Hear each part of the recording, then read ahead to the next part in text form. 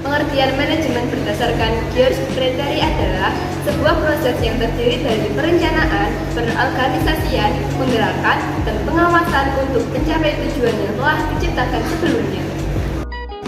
Pengertian manajemen menurut Henry Fayol adalah sebuah proses perencanaan, penorganisasian, dan pengawasan terhadap sumber data yang ada untuk mencapai tujuan yang efektif dan efisien. Pengertian manajemen menurut Oei Liandy adalah ilmu dan seni untuk merencanakan, menorganisasikan, mengarahkan, dan mengkoordinasi serta mengawasi manusia dengan bantuan alat-alat sehingga dapat mencapai tujuan. Pengertian manajemen menurut Ricky W. Griffin adalah sebuah proses perencanaan, proses organisasi, proses koordinasi, dan proses kontrol terhadap sumber daya untuk mencapai tujuan dengan efektif dan efisien. Pengertian manajemen menurut Mary Perger adalah sebuah seni untuk menyelesaikan pekerjaan melalui orang lain. Pengertian ini dapat diartikan sebagai fungsi seorang manajer yang mengatur dan mengarahkan orang lain untuk mencapai tujuan organisasi.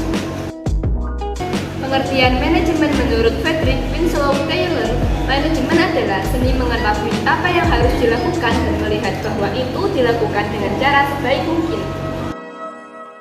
Pengertian manajemen menurut Constant Wehrich adalah proses merancang dan memelihara lingkungan di mana individu bekerja sama dengan kelompok secara efisien mencapai tujuan yang dipilih. Tujuan manajemen yang pertama adalah bisa menentukan suatu strategi yang efektif serta efisien untuk mencapai tujuan yang telah ditentukan. Yang kedua adalah melakukan sebuah evaluasi kerja dan mengkaji ulang akan situasi yang akan terjadi yang bertujuan untuk melakukan penyesuaian strategi jika terjadi hal-hal yang di luar strategi.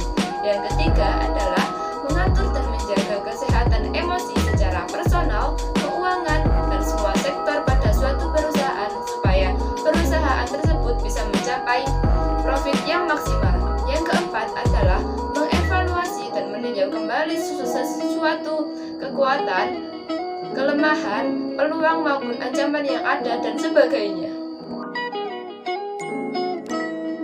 Di sini saya akan menjelaskan fungsi-fungsi dari manajemen. Yang pertama, planning atau perencanaan. Planning atau perencanaan ialah proses dasar manajemen guna menentukan tujuan dan langkah-langkah apa saja yang harus dilakukan untuk mencapai tujuan tersebut. Perencanaannya yang baik harus memenuhi syarat-syarat tertentu, seperti punya tujuan yang jelas, bersifat sederhana, dan analisis pekerjaan, sesuai perkembangan, dan punya unsur keseimbangan antara tujuan setiap bagian dengan tujuan perusahaan.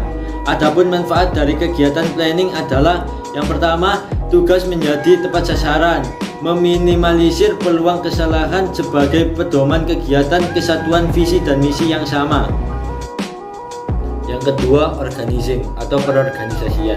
Perorganisasian adalah proses pengelompokan orang-orang, alat-alat, tugas, tanggung jawab, dan wewenang sehingga tercipta kesatuan dalam rangka mencapai tujuan. Dalam suatu organisasi terdapat beberapa unsur, yaitu sekelompok manusia, adanya kegiatan yang dilakukan, serta tujuan yang ingin dicapai. Berikut ini beberapa manfaat perorganisasian. 1. Pembagian tugas. 2. Spesialis tugas. 3. Membantu anggota mengetahui tugas dan tanggung jawabnya. Yang ketiga, aquating atau pelaksanaan. Pelaksanaan adalah fungsi untuk menggerakkan orang-orang supaya bisa bekerja sesuai dengan tujuan yang sudah ditetapkan. Pelaksanaan merupakan fungsi manajemen yang paling penting karena berhubungan dengan sumber daya manusia. Untuk itu, fungsi yang satu ini selalu dikaitkan dengan kegiatan kepemimpinan atau leadership. Ada 3 gaya dalam pelaksanaan kepemimpinan, yakni 1. Otoriter, 2. Demokratis, yang ketiga bebas. Yang keempat, controlling atau pengawasan. Pengawasan adalah fungsi manajemen untuk mengoreksi kesalahan yang terjadi demi tercapainya suatu organisasi. Henry Fayol mendefinisikan pengawasan sebagai tindakan meneliti apakah segala sesuatu sudah tercapai atau berjalan sesuai dengan tujuan yang sudah ditetapkan. Fungsi pengawasan akan efektif apabila memperhatikan hal-hal seperti jalur kesalahan, penempatan waktu, pelaksanaan pengawasan, perintah, pelaksanaan, dan tindak lanjut. Di sini saya akan menjelaskan unsur-unsur manajemen.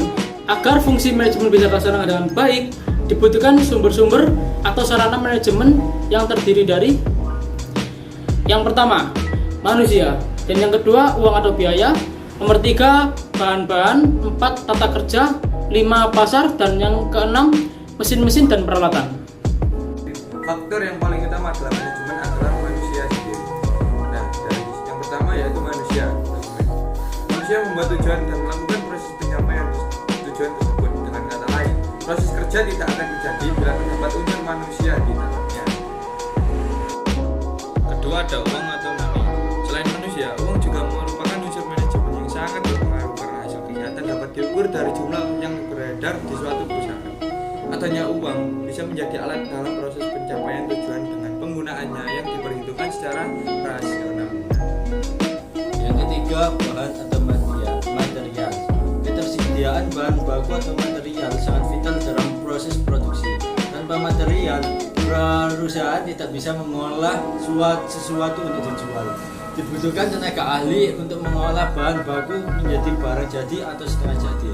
Sumber daya manusia dan bahan baku sangat berkaitan erat satu sama lain dan tidak bisa dipisahkan.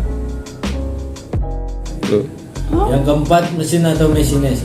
Mesin sangat dibutuhkan manusia untuk melakukan pekerjaan yang sulit menjadi lebih mudah dan cepat. Penggunaan mesin akan meningkatkan hasil dan keuntungan serta membuat pekerjaan menjadi lebih efektif dan efisien. Selain efisien, tingkat kesalahan manusia atau human error dapat diminimalkan. Namun, dibutuhkan sumber daya yang andal dan bahan baku yang berkualitas untuk memperoleh hasil yang maksimal. Selanjutnya yang kelima, yaitu metode atau metos. Kerja dapat berjalan dengan efektif dan efisien bila dilakukan dengan metode yang tepat. Suatu metode kerja harus mempertimbangkan sasaran, fasilitas, waktu, uang, dan kegiatan bisnis.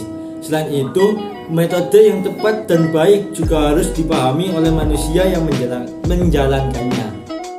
Yang terakhir yaitu pasar atau market. Konsumen atau pasar merupakan elemen yang sangat penting. Tanpa adanya pemasaran, barang tidak akan laku terjual. Hal itu dikarenakan tidak adanya permintaan yang bisa membuat produksi akan terhenti. Aktivitas perusahaan juga bisa vakum. Teori manajemen. Konsep manajemen yang kita pelajari barusan sebenarnya lahir dari adanya teori manajemen.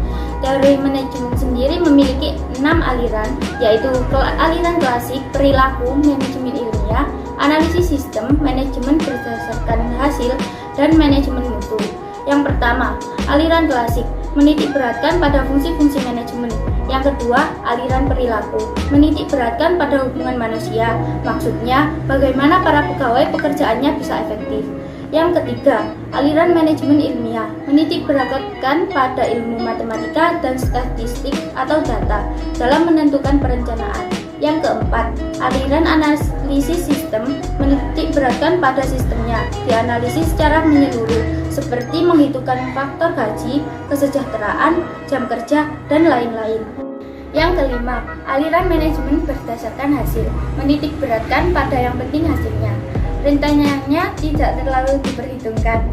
Yang keenam, aliran manajemen mutu menitik beratkan pada kualitas barang untuk kepuasan konsumen.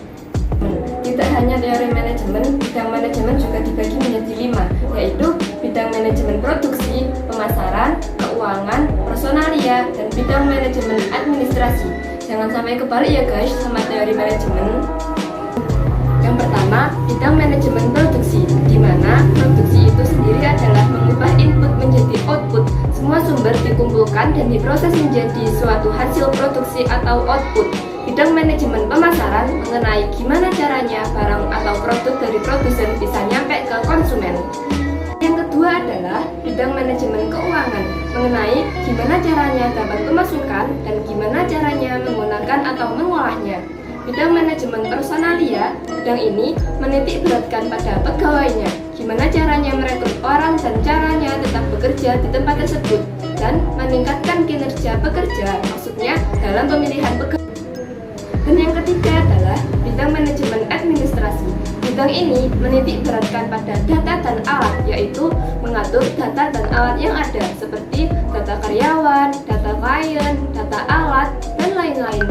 Kemudian, bagaimana membagikan atau mengorganisir alat tersebut agar bisa digunakan dengan baik sesuai dengan fungsi dan kebutuhannya.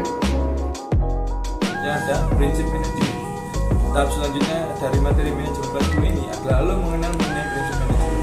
Secara sederhana, prinsip manajemen menurut Henry Fayol ada 14, yaitu yang pertama pembagian kerja, yang berguna untuk agar suatu pekerjaan bisa berada di orang yang tepat sehingga manajemen lebih efisien. Yang kedua ada otoritas, supaya semuanya berjalan teratur agar pekerjaannya selesai. Dan yang ketiga ada disiplin, diperlukan adanya hukuman atau reward tertentu. 4. Kesatuan perintah, perintah atau otoritas berasal dari satu sumber yang sama. 5. Ada satu tujuan yang sama atau arah yang sama. 6. Kepentingan bersama, di mana dalam organisasi atau perusahaan kepentingan bersama lebih penting dari kepentingan pribadi. Yang ketujuh ada gaji, pemberian upah atau gaji harus adil atau merata.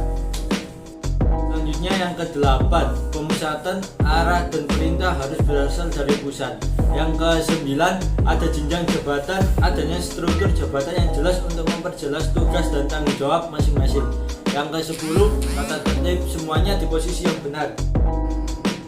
Nah, di sini saya akan menjelaskan penerapan fungsi manajemen dalam sekolah di bidang OSIS. Penerapan fungsi manajemen di sekolah dapat dilihat dalam kegiatan organisasi sekolah, seperti dalam organisasi siswa intrasekolah, Palang Merah Remaja, Pramuka, dan kegiatan lainnya. Agar lebih paham mengenai fungsi manajemen di sekolah, maka akan diambil contohnya mengenai terapan fungsi manajemen di sekolah untuk kegiatan OSIS sebagai berikut. Fungsi perencanaan atau planning, menetapkan tujuan dan target program kerja OSIS untuk semester ke depan, merumuskan strategi untuk mencapai tujuan tersebut, merinci tujuan dan strategi menjadi sejumlah kepanitiaan atau program kerja. Misalnya panitia penyambutan siswa baru Hari Kemerdekaan, Hari Pendidikan Nasional, dan Hari Pramuka. Menetapkan standar keberhasilan setiap program kegiatan. Fungsi pengorganisasian atau organizing, menentukan jumlah siswa yang menjadi tim inti untuk masing-masing kepanitiaan, menetapkan struktur organisasi baik untuk masing-masing panitia maupun OSIS secara keseluruhan. Struktur ini memperlihatkan tugas dan tanggung jawab masing-masing, terutama menyangkut siapa yang harus mengendalikan, siapa yang harus melaksanakan, dan kepada siapa melaporkan progres atau masalah. Menetapkan rencana kerja, kapan harus mulai dan kapan harus selesai. Fungsi kepegawaian atau staffing, melakukan perekrutan untuk panitia. OSIS membuka peluang kepada siswa-siswi untuk ikut serta dalam kepanitiaan. Ajakan berpartisipasi dapat dilakukan dengan pengumuman atau penyebaran info lewat media sosial. Menempatkan siswa yang lolos rekrutmen di tiap kepanitiaan, mensosialisasikan tugas dan tanggung jawab di tiap kepanitiaan sekaligus melatih keterampilan yang diperlukan. Fungsi pengarahan atau directing, melakukan koordinasi antar kepanitiaan agar terhindar dari komunikasi yang buruk dan salah pengertian. Koordinasi terutama untuk mengantisipasi masalah. Bersama-sama mencari solusi setiap ada masalah muncul. Masalah yang pelik dapat melibatkan guru pembimbing. Mengarahkan kegiatan menjadi kegiatan menyenangkan sehingga siswa bersemangat untuk berhasil.